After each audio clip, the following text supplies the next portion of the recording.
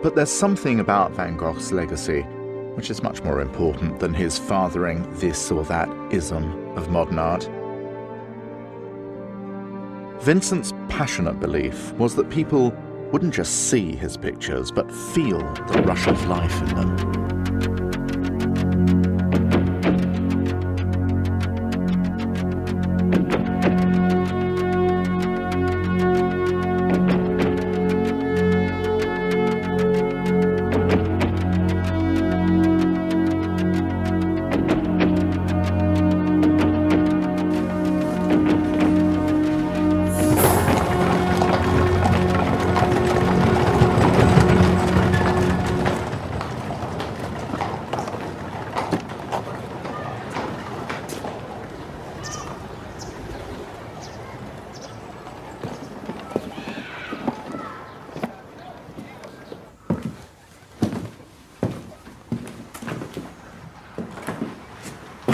My work's all here.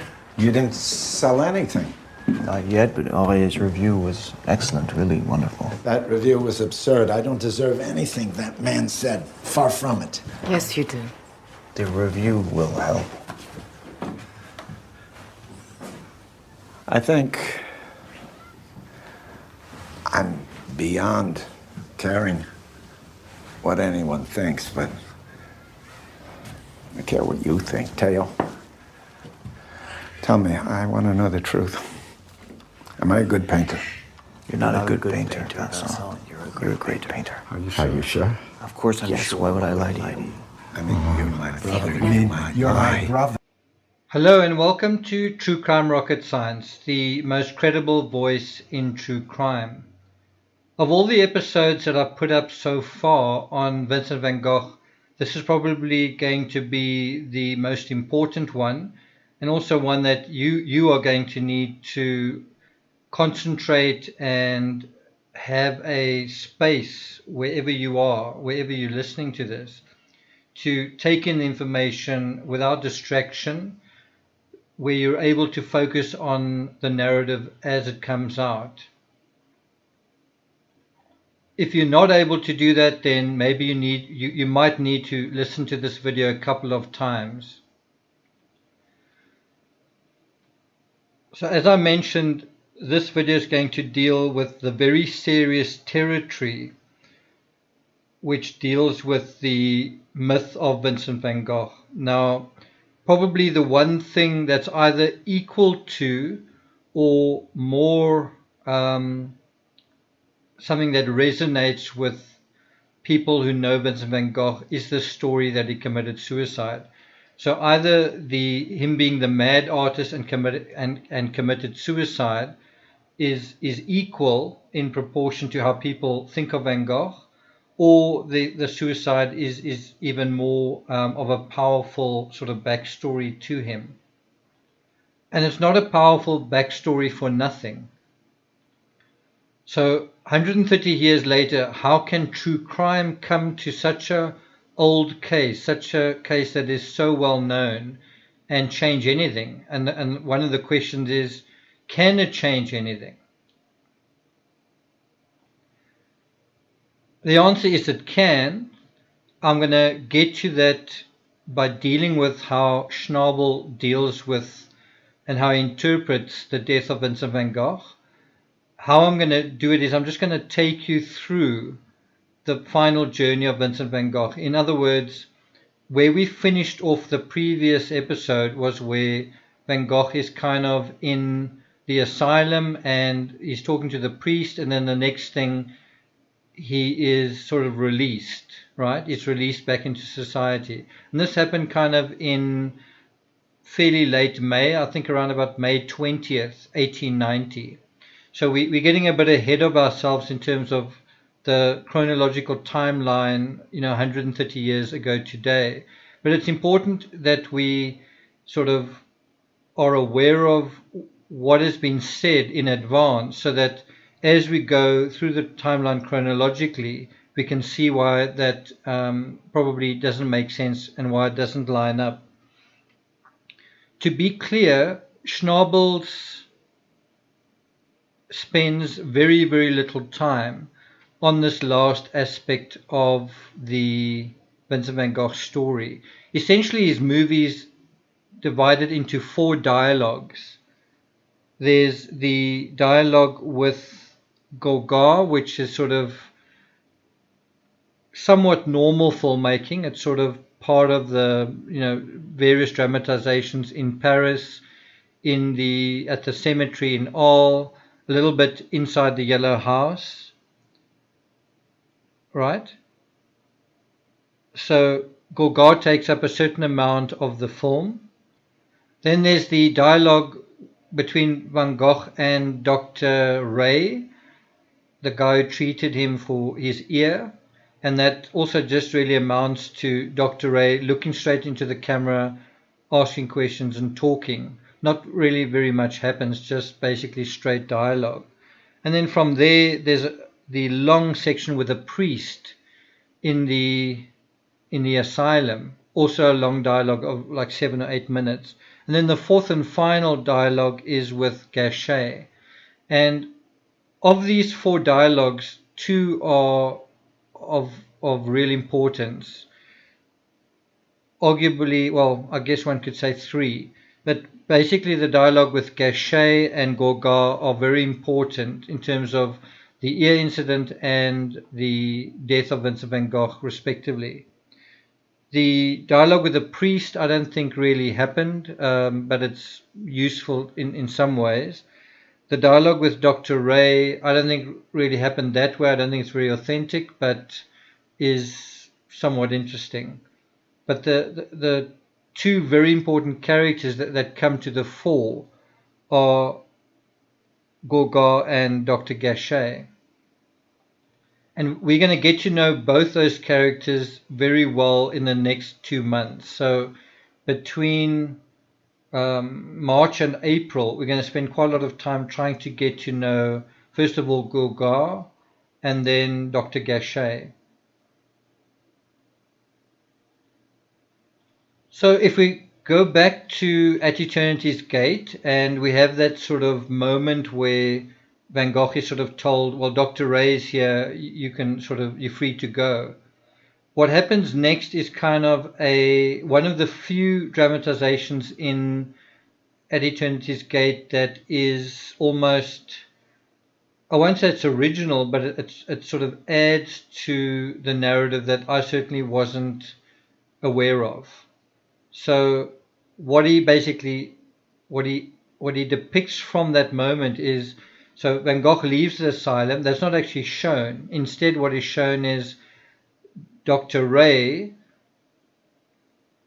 gives someone a ledger. It's sort of packed inside a box with sort of towels on top, right? Dishwashing towels or whatever, laundry towels, and puts it on this guy's desk. And then what is sort of dramatized is how something of Van Gogh's was in this box and nobody knew about it, and it kind of got forgotten about. And there's kind of a twist at the end of the film saying that, in this ledger were something like 63 sketches or something, basically trying to make the case that the biggest breakthrough but the biggest event in recent art history in terms of Van Gogh was the discovery of this ledger, where there were suddenly lots of new sketches that no one had ever seen before. I think there's a reason I was surprised by this, why I didn't really know about this, was because I don't really believe it. I don't believe that ledger is credible. The Van Gogh Museum doesn't believe that that's credible. I don't think everything the Van Gogh Museum says is gospel. I don't agree with everything the Van Gogh Museum says, but when I look at the sketches, they don't look to me like Van Gogh's hand. Everything looks wrong. The color, the tone, the whole feel of it just doesn't really look right to me. And the Van Gogh Museum have authenticated a lot of work. This is one thing that they went to quite a lot of effort to dismiss, to invalidate. So if you think At Eternity's Gate is quite a good take on Van Gogh, this is probably one of the most obvious areas where he's likely wrong or possibly wrong. I personally believe it's totally wrong. In other words, I don't think this ledger's got anything to do with Van Gogh's story. It is something new to the law of Van Gogh. I think it came out in 2016, and Schnabel dramatized it in his movie, which I think came out very shortly after that. At Eternity's Gate came out in 2018, specifically September 2018. So basically a very, very short time after the release of this new information in 2016. I mean, that's basically how long it takes to make a film if you're really making it very quickly. And I wouldn't be surprised whether the making of the film had some kind of link to the attempt to legitimize this diary. I wouldn't be surprised. Or to provide PR for it. I mean, these sketches. Bear in mind, we're talking about something where if it is proved in the court of public opinion to be legitimate, then something can be worth tens of millions of dollars. You can literally turn pieces of paper into print money or turn it into money if you tell a good enough story about why something is supposedly legitimate. And a lot of Van Gogh's work is like that. If you tell a good enough story and you get the right art expert, then something suddenly becomes worth millions. Quite a nice way of creating wealth, isn't it? One thing Schnabel did reference, which I believe is authentic, is that sketch that Schnabel made of Van Gogh's ear, or the injury, and that appeared in, or that research comes from Bernadette Murphy's book Van Gogh's Ear, and that I believe is legitimate. So these two aspects of evidence, if you want to call it that, is fairly recent to the Van Gogh story. As I say, the one I don't believe is legitimate, the other one I believe is. And the Van Gogh Museum substantiates that. The Van Gogh Museum also believes that that sketch was found by Irving Stone and taken to America, and that's where Bernadette Murphy found it, in a library in America. So after, in the movie At Eternity's Gate, after you have Van Gogh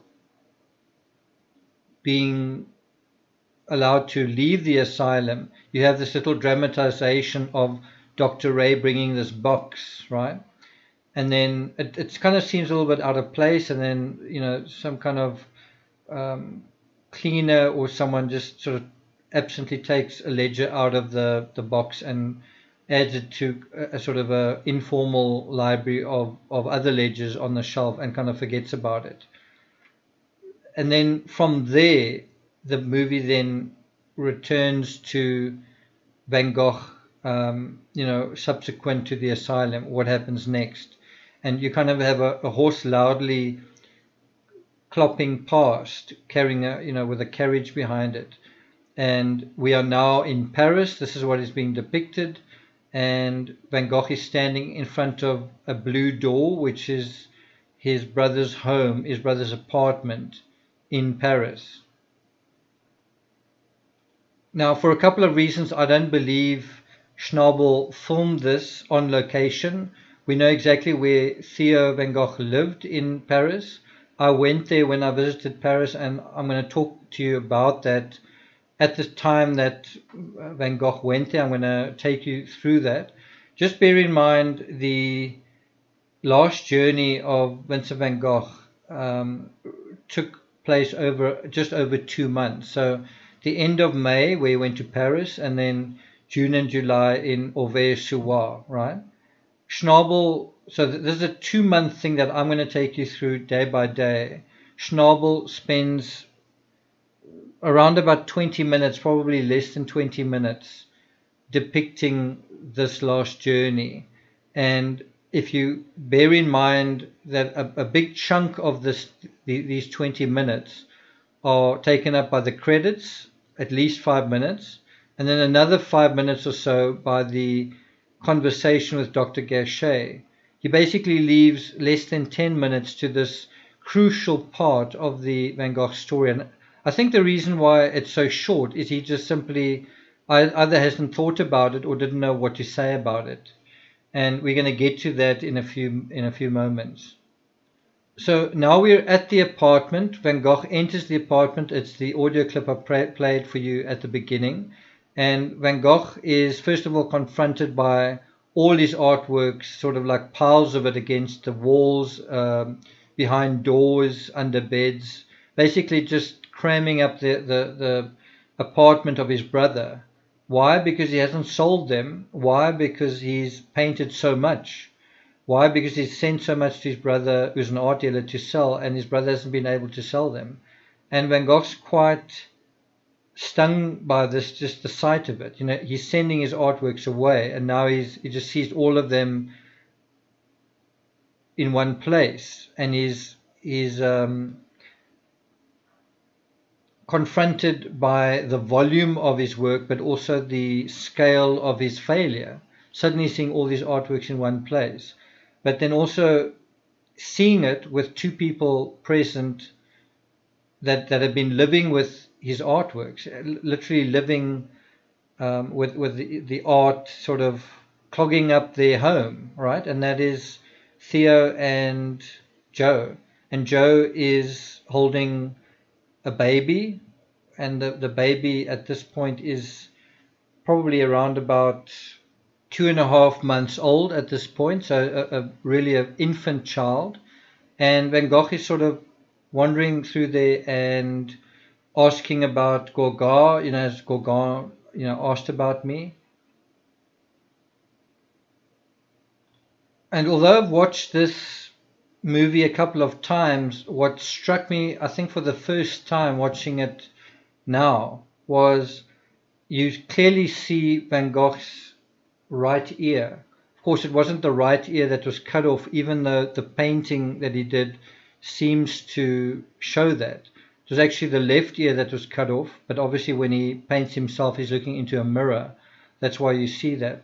But in any event, what is quite interesting is the filmmaker never really shows Willem Dafoe's, the other side of his face, showing the ear. You never really see him deformed. You never really see him without the ear. You never really see this semblance of madness, this madness depicted through the amputation of the ear. You don't sort of see this sort of hole in his head. They don't use any special effects. What invariably happens is you just keep seeing that side of his face. And because there's so little left in the film, in this dealing with this section, Schnabel can kind of get away with it. In other words, all the shots he takes is of that side of the head showing the remaining ear. And that's a kind of a subtle deception in itself. When I watched At Eternity's Gate for the first time, I was looking forward to the depiction of the whole Orvers section. So I was quite familiar just in the literature and photos and all that with Arles, with the Yellow House, with Gogh and all of that. I was fairly au fait with the time that he spent convalescing at Saint-Remy. But the Orvers section, I was quite interested to see how he was going to show him. And looking forward to just the depictions of the characters there.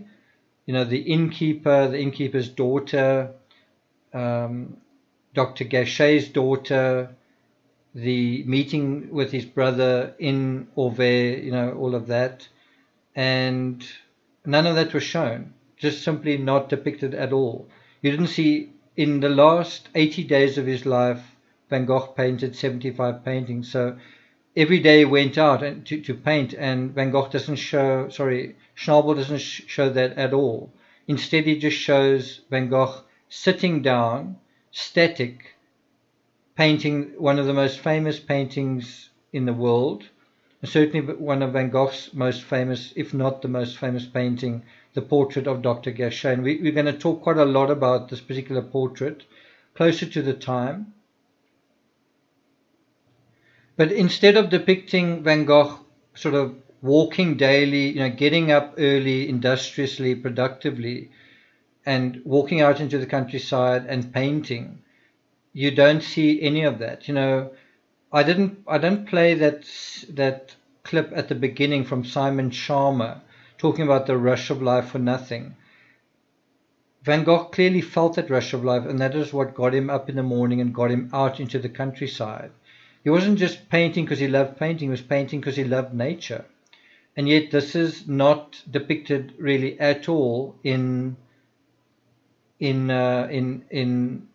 this last section of At Eternity's Gate. And I don't think the director really acknowledges how much Van Gogh loved nature and loved light and loved just what he was seeing around him in the countryside. I don't really get the sense that the filmmaker really appreciates the landscape the way this artist clearly did.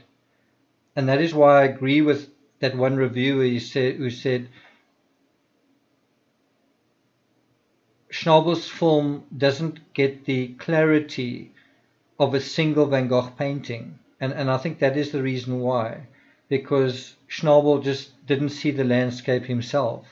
And I'm not sure whether he did a very good job of seeing Van Gogh himself either.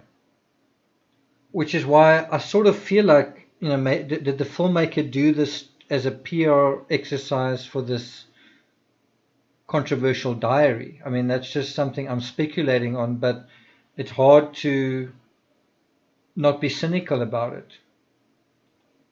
As I've said before, you can go to the chronology and you can look at the paintings Van Gogh painted after Saint-Remy. You can go and look at what he painted in Auvers and go right through all of those paintings, and that is going to give you an idea where he was day to day, what he was thinking day to day, what he was feeling day to day. And you might say, how on earth is a painting going to show all that?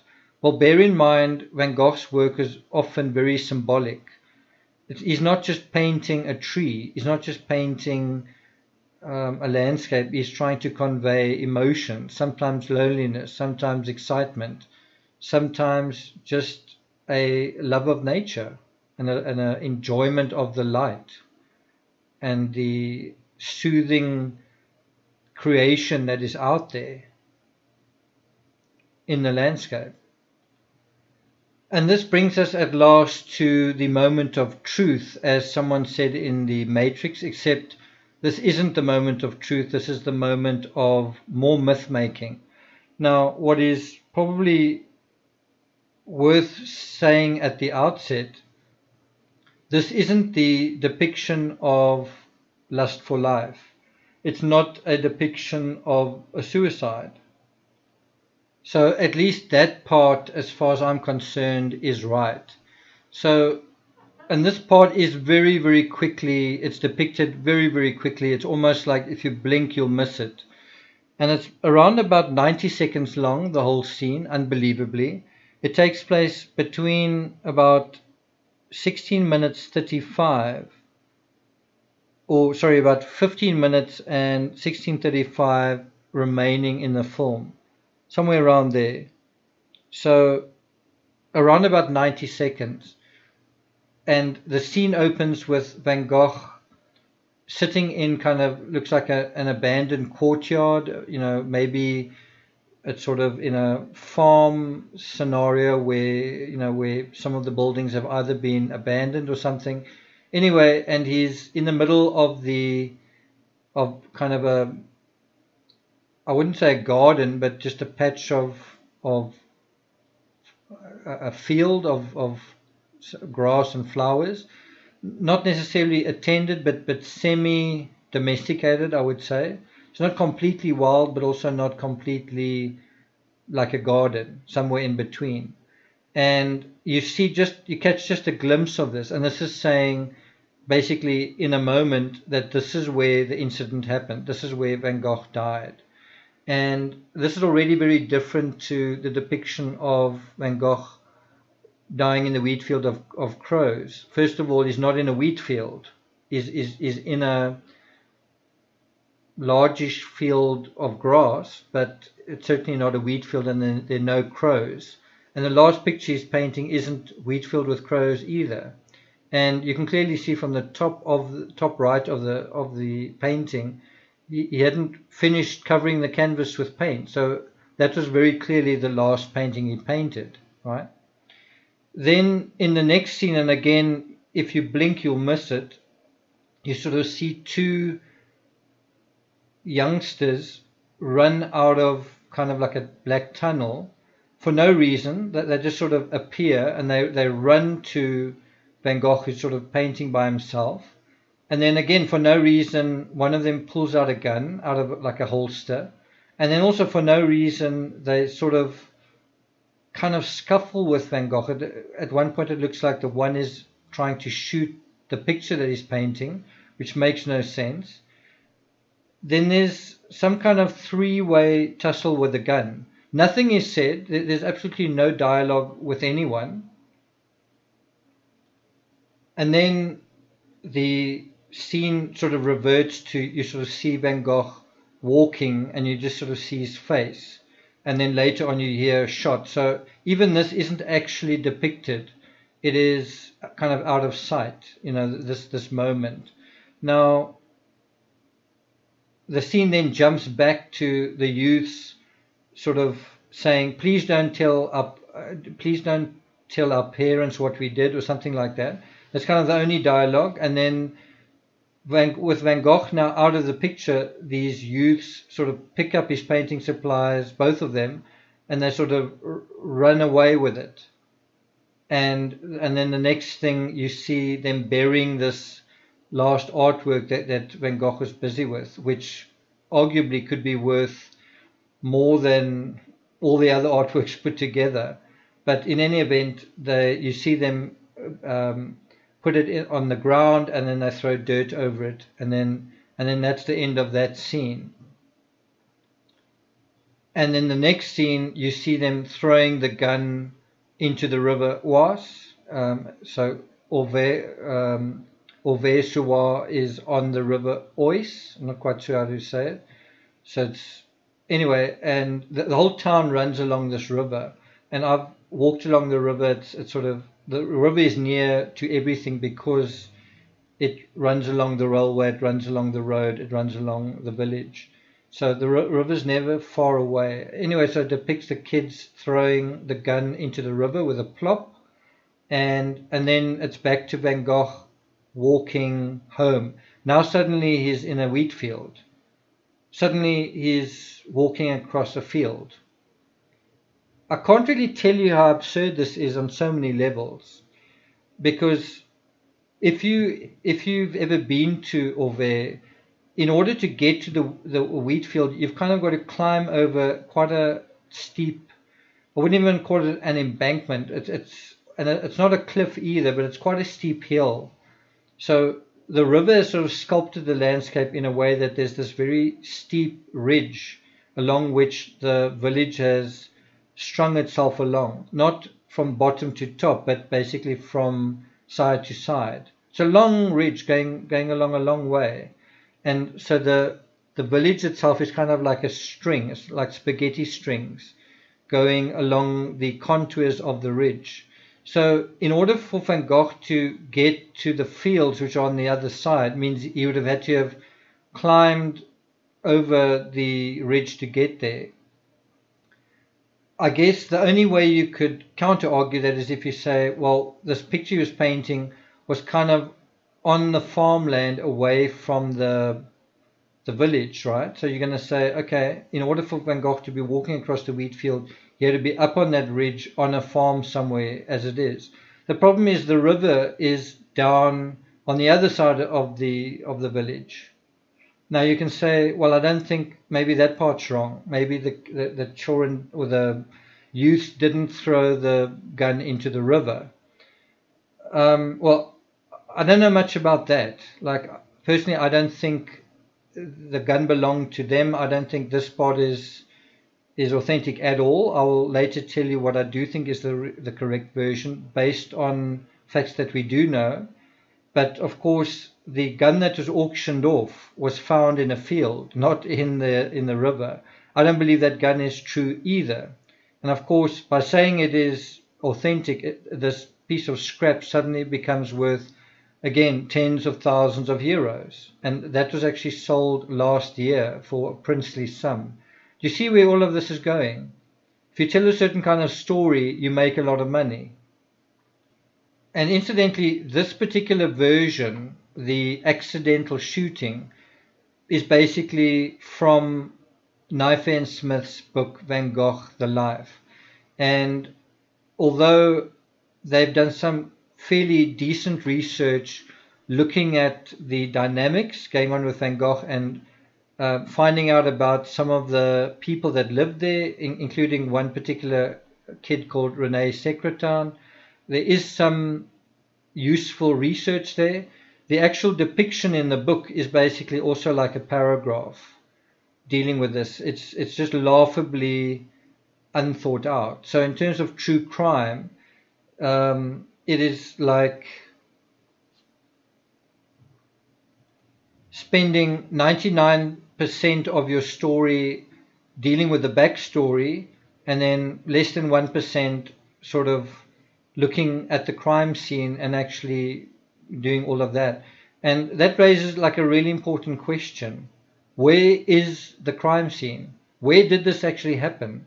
Where was the stuff buried or secreted away? I'm talking about the easel, the palette and palette knife, the paintbrushes, that last canvas that he was working on. Because this is a fact. Vincent van Gogh went out that day to paint and he returned with none of that stuff. So all of that stuff disappeared. Now, if he committed suicide, why on earth would somebody hide that away? It doesn't make any sense, does it?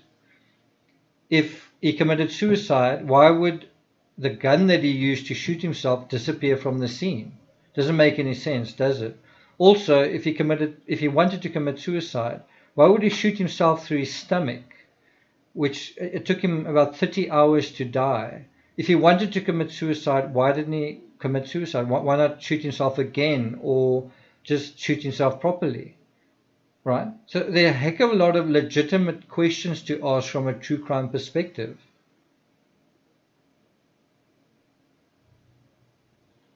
And again, I just want to highlight just how different this version at Eternity's Gate, which is based on some of the most recent research from a Pulitzer Prize-winning pair of authors, make no mistake, right, in Knife and Smith. And I recommend you go and read the books that I talk about in these episodes. Try and go and read Van Gogh, The Life by Knife and Smith. Go and read Van Gogh's Ear by Bernadette Murphy. Just go and educate yourself. But all of this is a huge departure from Lust for Life's depiction in the wheat field, where suddenly he's in a wheat field, crows are flying around him, and he suddenly gets the crows almost get him to feel despair instead of the other way around. He doesn't see the crows and despair. It's almost like they harass him or fly over him and pester him, and suddenly he can't handle life anymore, and then he happens to have a gun and happens to write a suicide note, and he happens to shoot himself, and then nothing is said in that depiction, of course, of what happens to those things. And of course, Wheatfield with Crows wasn't the last painting that he painted. I think this film made that particular painting extremely famous, but not based on the truth, based on mythology. I'm not going to take you to the immediate aftermath of the shooting. That is extremely important and extremely interesting, because there we have witnesses while Van Gogh was still alive saying certain things. He said he spoke to the innkeeper. Dr. Gachet made a brief appearance. Bear in mind, Dr. Gachet was actually his physician at the time. Theo lived very nearby in Paris, basically by an hour by train. it took quite a while for him to get there, but he was still at Van Gogh's side for quite a few hours while Van Gogh slowly died. So Van Gogh spoke about certain things in his final hours. We also want to look at the very last letter he wrote, before he died, and again look at the last paintings he wrote. Then there's also the aftermath after he died, what happened. And some people may be surprised to know, I'm going to go into this in far more detail when we go to the final journey section in June and especially in July. But when Van Gogh actually died, the local church, the church that he'd painted, and I visited that church as well, because they regarded it as a suicide, they didn't want to have anything to do with it.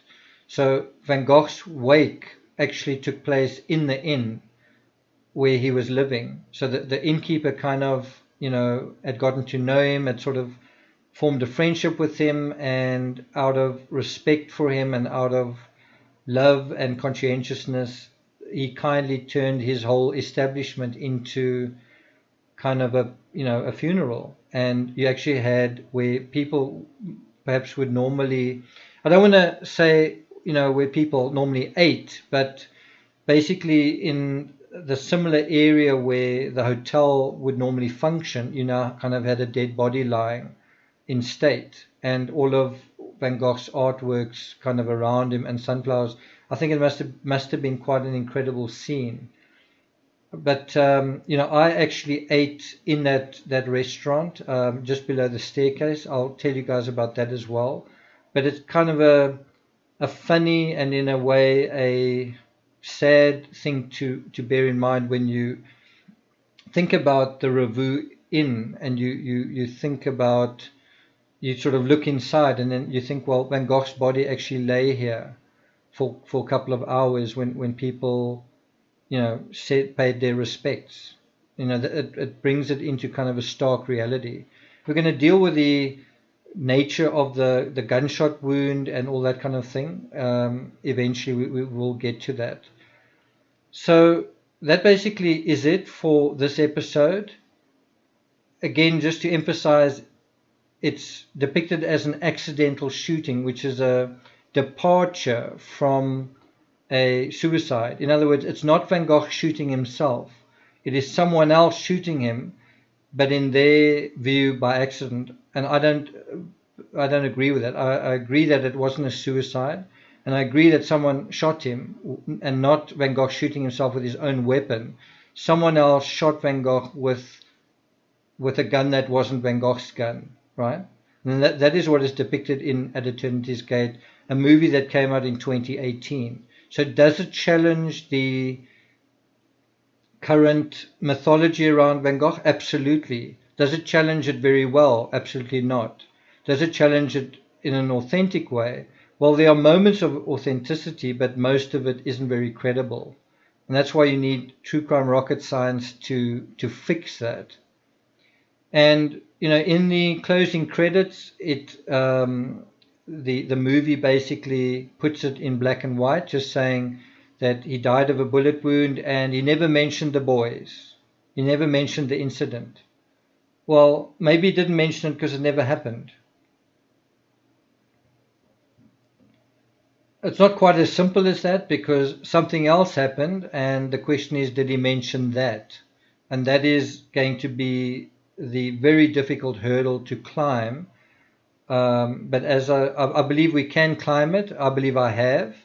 You can read my book, The Murder of Vincent van Gogh, to see how I make the case. Obviously make it in far more detail than I will in these videos, but that's where you can get my version and the research.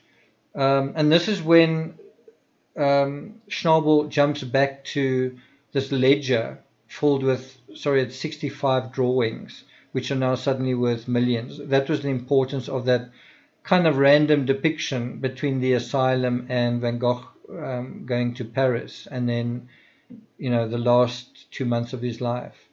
Interestingly, the very last thing in the movie, sort of, I guess, halfway through the credits or something, Schnabel brings up a sort of yellow gold background, and then he quotes Paul Gogh. writing from 1894. Gogh also wrote an autobiography, so that also gives us another version of all of this through Gogh. And interestingly, quoting Gogh, he says, both of us were mad. Both of us were mad, not just Vincent, me as well. And he also says, we were at constant war over the beauty of color. Food for thought. And so Gogh is going to be the focus of the next couple of episodes. He's going to be the subject matter of the next phase of these videos dealing with Van Gogh. March and April, we will be dealing with the letters he wrote as well. And at the same time, we're going to be dealing with some of the other characters in the story, principally Gogh and Dr. Gachet. If you're interested in keeping up to date with this coverage, then please subscribe to the channel, like, share, leave a comment. You can also share with other people you know that are interested in the Van Gogh story.